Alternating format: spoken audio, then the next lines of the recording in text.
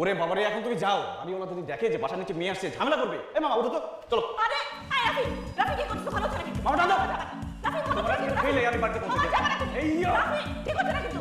রাফি ঠিক হচ্ছে না। আর মামা যাবে না। দাঁড়াও। রাফি তুমি কি পাগলামি বন্ধ করবে নাকি আমি সিক্রেট করব? এই তুমি এখানে কি করো? উনি কে? হ্যাঁ, উনি হলো নব্যবাসী। নব্যবাসী? নব্যবাসী কি? মানে ঢাকায় নতুন আসছে তাই নব্যবাসী। 20 নম্বর বাসা খুঁজতেছে। এটাই তো 20 নম্বর বাসা। বোকা নাকি? না না, উনি যেটা খুঁজতেছে সেটা 18 নম্বর রোডে। এটা উনি বুঝতেই চাইতেছে না। দেখে সরো। কি হয়েছে মা, বলো তো?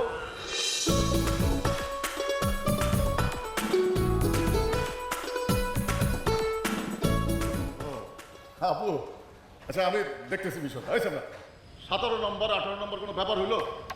17, 18, 19, 20 একই তো কথা। ওনারে বাসায় না একটু অতিথি আপ্যায়ন করবি না? অতিথি আপ্যায়ন কেন? না বললেই উনি নব্যবাসী, ঢাকায় নতুন আগমন করছে। এটা তো ঢাকার গর্ব, আমাদের গর্ব। আসেন এক গ্লাস ঠান্ডা শরবত খেয়ে যান। কাগজি লেবুর শরবত। এসব পাগল ছাগলের সাথে তুই থাকোস? তাই তো বলি দিন দিন তোর অ্যাটিটিউড এমন হইতেছে কেন? যত সব পাগল ছাগলের তো। আয় মামা যাও। এই দাঁড়াও, এই দাঁড়াও, এই। পাগল ছাগল কারে বললো? ভাইয়া, এখানে তো আমি আর আপনি ছাড়া কেউ নাই। তোর কারণে আজকে একটা মেয়ে আমাকে পাগল ছাগল বলে চলে গেল। আমার স্ট্যাটাস সম্পর্কে ওনা জানলেও তুই তো জানোস।